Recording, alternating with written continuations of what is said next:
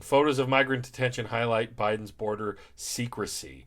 And so, the media has to feel like after Trump, because this is the thing, guys. The right wing knows how to get into the heads of Beltway reporters, calling the New York Times liberal media, calling everybody liberal media all the time.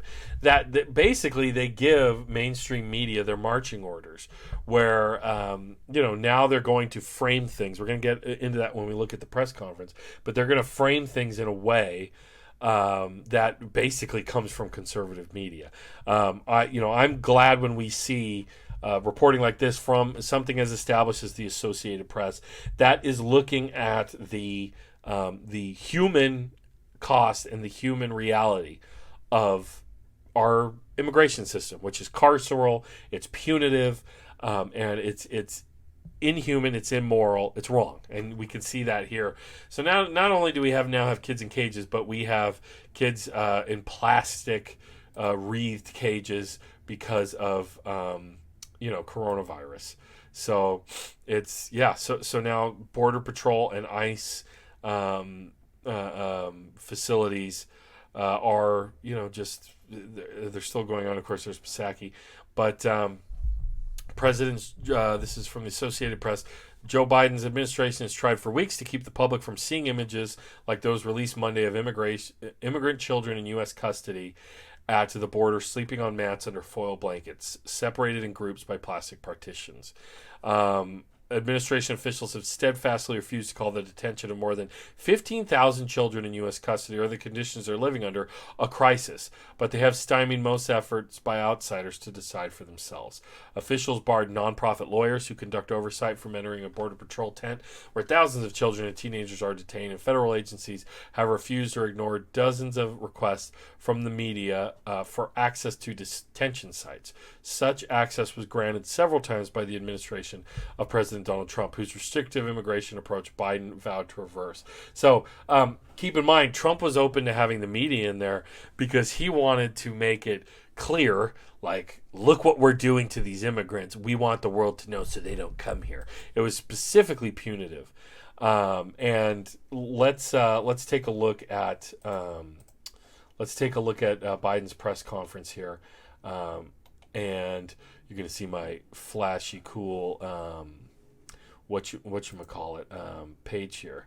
Let me check it out. And this is a question about immigration. To circle back to immigration, please.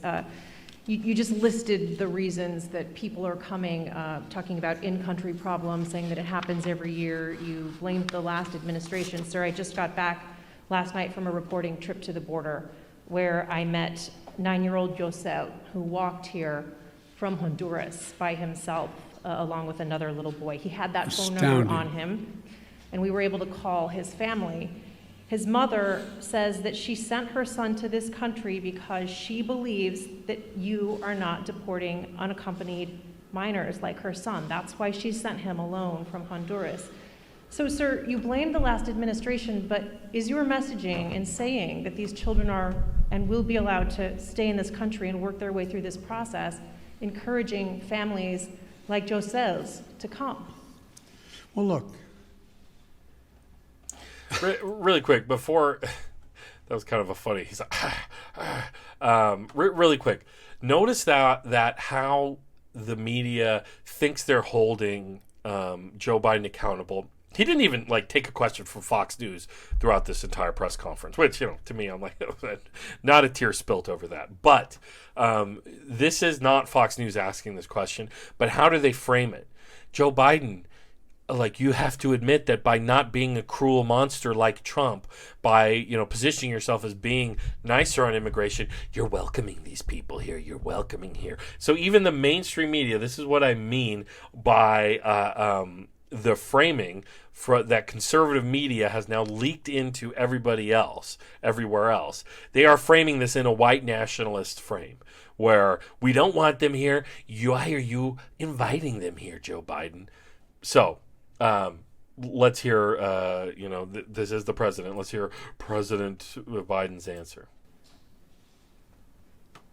The idea that I'm going to say, which I would never do, If an unaccompanied child ends up at the border, we're just going to let them starve to death and stay on the other side. No previous administration did that either, except Trump. I'm not going to do it. I'm not going to do it. That's why I've asked the Vice President of the United States yesterday to be the lead person on dealing with focusing on the fundamental reasons why people leave Honduras, Guatemala, El Salvador in the first place. It's because of earthquakes, floods. It's because of lack of food. It's because of gang violence. It's because of a whole range of things that when I was vice president had the same obligation to deal with unaccompanied children. I was able to get it slowed up significantly by working with the heads of state of those communities to do things like in one of the major cities, the reason people were leaving is they couldn't walk the street because their kids were getting beat up or shot or gang violence. Well, what I was able to do is not give money to the head of state because so many are corrupt, but I was able to say, okay, you need lighting in the streets to change things? I'll put the lighting in. We got a contractor. We got the type of lighting. Okay, Joe. All right. So there's a lot need to unpack here that needs to be responded to. First of all, framing it in that way, what did he say? Where I will not tell kids, or I'm not going to turn away a kid that's hungry at the border. By framing it as he's doing this great thing for kids, for immigrant kids, I will not turn away a child and all this stuff.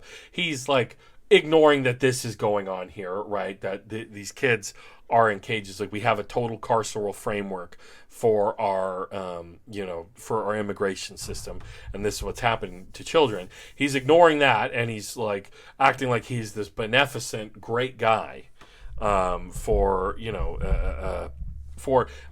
are accepting unaccompanied minors, but the reason why that we only have this influx of unaccompanied minors is because there was a law that the Trump administration was citing to block everybody coming in, even asylum seekers and refugees.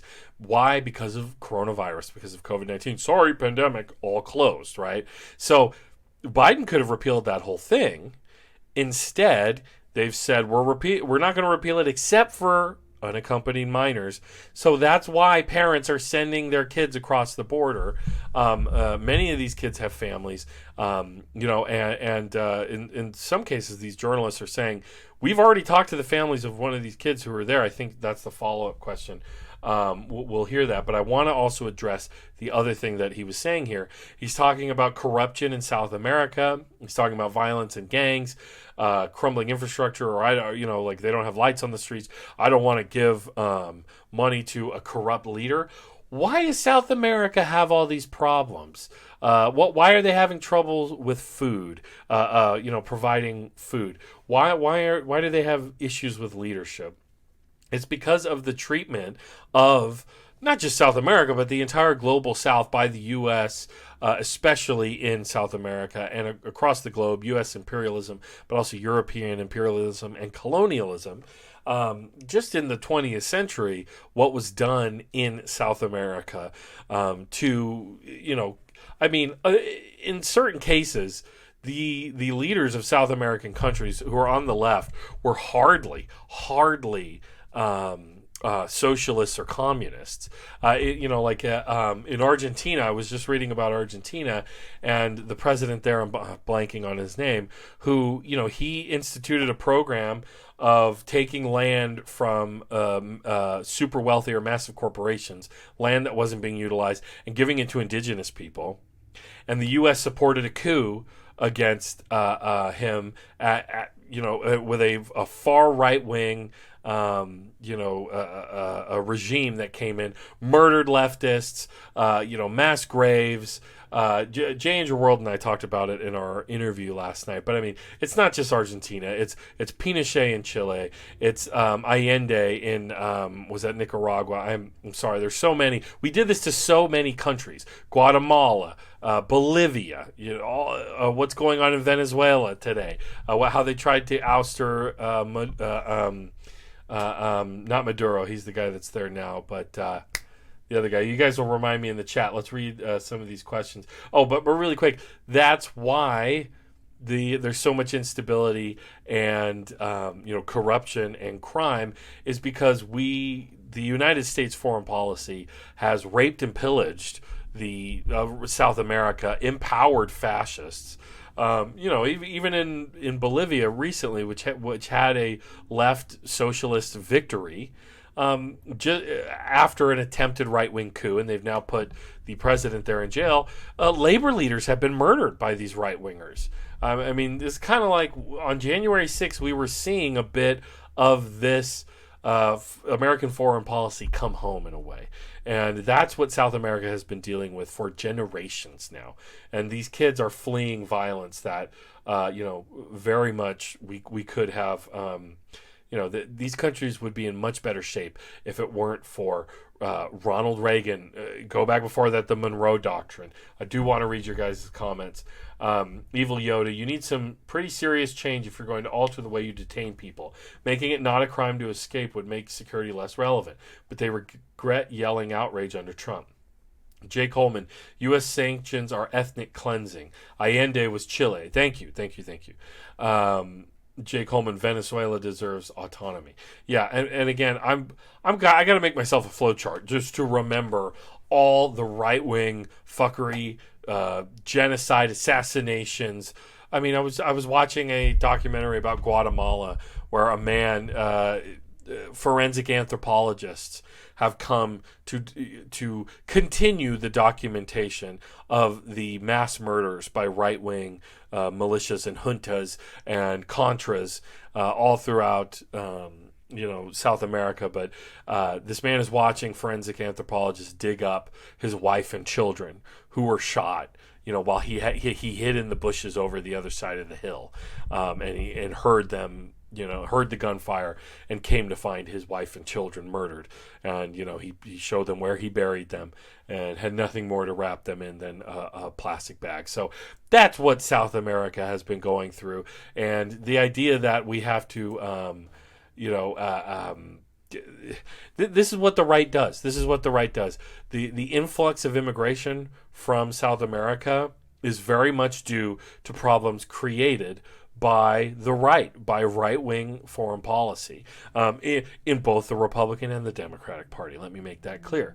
But at the same time, I blandly appreciate that Joe Biden is mentioning natural disasters. He didn't mention climate change. Climate change is a factor in migration. We've seen that with migration from the Middle East, which is becoming more and more inhospitable, the hot areas, every summer, and we have mass migration because of that. And that's caused by capitalism and the insistence on global production of fossil fuels and carbon emission, other energetic means of carbon emission like natural gas and coal and otherwise. Yes, thank you, Jay Andrew World. Allende was the left leader in Chile who was replaced by Pinochet. And Jay Andrew World and I were looking at an article from the Washington Examiner. Conservatives arguing that, go check out the interview, conservatives arguing that the Empire in Star Wars were actually the real good guys, because the Emperor was more like Pinochet, because Pinochet was relatively harmless as he murdered, and tortured, hundreds, thousands of leftists in that country. So just insane. But let's hear a bit more from Joe Biden, because I believe they do try to hold him accountable on again, like I said, this journalist is framing things in a very white nationalist way. And then he's saying, look, we got to find out, we can't just let them go out, and then we got to find out, are they, is that really their mom? Is that really their dad? We got to call them and figure out. And, the journalist, I think, follows up by saying, we did call the family, and the family said, that's our kid. Let's just check this out. Directly to the contractor, did not go through the government, and violence in a major way, because we're going to do a lot in our administration. We're going to be spending that $700+ million a year to change the life and circumstances of why people leave in the first place. That mother did not sit around on the kitchen table, 1,000-mile journey. I'm at a 10-year-old. How old was he or she? He's 9. I also met a 10-year-old. A 9-year-old. I'm going to send him on a 1,000-mile journey across the desert and up to the United States because I know Joe Biden's a nice guy. Yeah, okay, we get it, Joe. Now, hold on, let's hear it. Follow, sir. That was a funny moment, too. Hold on. He'd be put in a plane and flown back to his mom. There's an overwhelming reason why he'd be put in a plane and flown back to his mom. The blank stare here is something, isn't it? Follow, sir. You mentioned circumstances that must be horrific. The Customs and Border Protection Facility in Donna, Texas, I was there, is at 1,556% capacity right now with mostly unaccompanied minors. There are kids that are sleeping on floors. They are packed into these pods. Yes. I've spoken to lawyers who say that some of these children have not seen the sun in days. What's your reaction? What is your reaction to these images that have come out from that particular facility? Is what's happening inside acceptable to you? And when is this going to be fixed? So now she gets to the humanitarian framing. Only now, after doing the work of right-wing media to say you're trying to welcome all these people here. Really quick, y'all have opinions on South America. I want to hear them. Evil Yoda, in my opinion, rich white farmers should all have to return part of their farmlands to First Nations. We don't have much for economical growth and need more than just some smoke shacks and casinos on the res. And Jay Coleman says, the fascist economy under Pinochet was more centralized and inept than anything communist socialists have ever even attempted. Well, there you go. That's interesting. And then, John Ross says, Wide-Eyed Joe. So let's hear Wide-Eyed Joe's response here. That's a serious question, right? That's acceptable to me. Come on. That's why we're going to be moving 1,000 of those kids out quickly. That's why I got Fort Bliss opened up. That's why I've been working from the moment this started to happen to try to find additional access for children to be able to safely, not just children, but particularly children, to be able to safely be housed while we follow through on the rest of what's happening. That is totally unacceptable.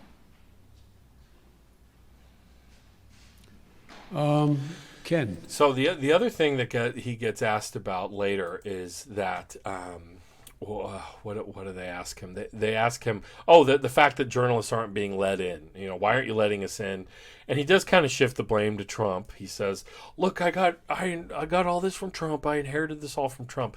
Let's remember that under Obama, which he was a part of the Obama administration, Obama deported more people than Trump ever did or could in his 4 years.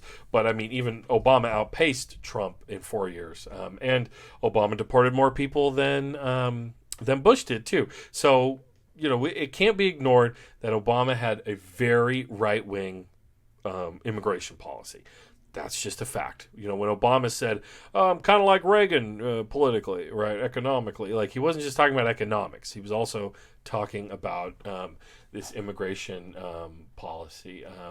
Like in some cases, they aren't letting reporters in to see, but Joe Biden argues here later, like, you got to give me some time. We are making changes. Let's make the changes. That's what I was talking about. But keep in mind that Fox News is jumping on that now, and they are trying to, make this a big issue because, it's something that activates the right wing. And this, prepare yourself for this. Trigger warning. This is infuriating. But listen to this. Heartbreaking. Republicans slam Biden for migration influx while Democrats call on Biden to quickly move children to sponsors. And so you might think the heartbreaking quote is going to come from Democrats, but you'd be wrong. So the Republicans are framing this as Biden has caused this influx. One point Biden make that has some truth to it is the fact that every year around this time of year, the spring when it warms up, there's an influx of immigration. But what you're hearing from right-wing media is Joe Biden is welcoming all these immigrants to come, and that just excites their racist base, right? That's just a fact. I think to a certain degree, didn't matter who it was. If Trump lost people who wanted to cross the border seeking refugee protection, or refugee asylum status, I think they would have come across the border because they know, okay, the psychopath isn't in there anymore. Like whoever it was, even Mayo Pete probably, even though who knows what his immigration policy would be like. But this is where it just gets ridiculous. So a bunch of Republicans went to the border, and they saw some of these facilities themselves. They were let in, of course. They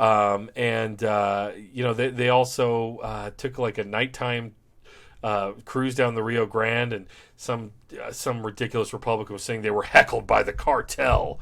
I don't know how they know in the dark if it's the cartel heckling them. I guess they just assume if they're speaking Spanish, they're the cartel. But so this is where it gets ridiculous. Senators Ted Cruz and John Cornyn, both of Texas, led a group of more than a dozen Republican senators to the Rio Grande Valley. The area is seeing some of the largest number of migrants. They received a briefing by officials with Customs and Border Protection. And here's Cruz. Let me do my best Ted Cruz impression and prepare yourself for what he's about to say. John and I were able to bring 18 senators down to Texas, down to the valley, to see firsthand the crisis that is unfolding here, Cruz said in a press briefing Friday. All of us today witnessed the Biden cages. What is occurring here on the border is heartbreaking, and it is a tragedy. The audacity of Ted Cruz to complain about Biden cages and call what's going on at the border heartbreaking and a tragedy after 4 years of Trump is, this just shows you the alligator tears that Republicans will cry. They will literally hand the keys over to the concentration camps that they created in his own state that he defended proudly for Trump. And then go, look at what Biden's doing. Oh my God, it's a heartless tragedy, heartbreaking tragedy. So this is absolutely disgusting. Ted Cruz is an inhuman, sniveling snake. He loves Mexico when his constituents are freezing to death. He will go, I just gotta pop down to Cancun for just a little while. Jay Andrew World, do you know about the Garifuna people? Yeah, they are black indigenous groups in Honduras and Costa Rica and Guatemala as well.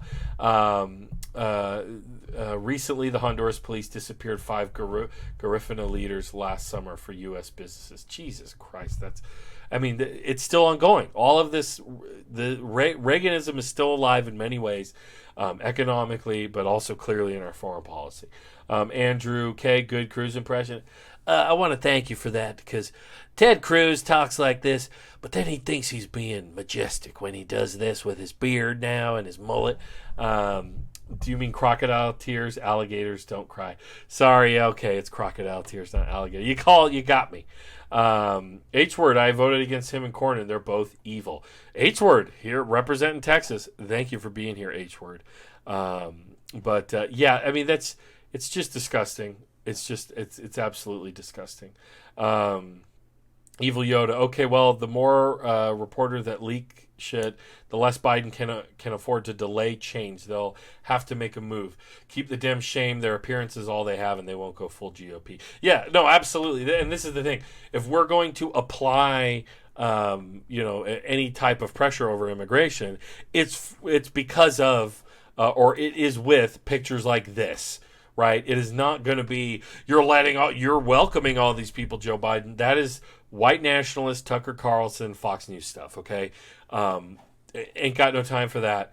And what we need is to talk about the humanity of these people, what they're facing, why what's happening in South America is happening. It's not just climate change and earthquakes, Joe Biden. It's also vicious white supremacist American foreign policy. And Juan Castro isn't the greatest Democrat of all time, but he's not the worst either. And he admits in this Mother Jones story, he talked to Mother Jones, this interview, that he is not happy with what's going on there. So he's applying pressure to the Biden administration. But he does make the point. He says he got to sit down with 13 or about a dozen of these kids kids between the age of 13 and 17 from Honduras, Nicaragua, El Salvador, Guatemala. He asked them what message they would send to the American people and to the president. And one of the young men said that they just want to be treated with dignity and that they were human beings. I mean, the argument shouldn't be like, is that where we have to stand with, hey, I'm a human being? I guess so. I guess in America, even in 2021, people of color have to be like, hey, I mean, that's what Black Lives Matter is. Hey, please, can we just, like, our lives are worth something? Can we not just get murdered? These folks, can we get, these poor kids, can we not just be held in cages? That would be nice, please. And Juan Castro says, and I think that gets lost in the issue of the border sometimes when we debate it. It rises as a controversy. We can forget about the basic humanity of these people who are fleeing very, very violent, very dangerous situations. And and there's lots of reasons for that violence. I've gone over them. Let's see. So he did tour in 2019, and so this is what he's saying about Joe Biden, and this is what the excuse Joe Biden has made: give me time, then I'll let you in to see everything we're doing.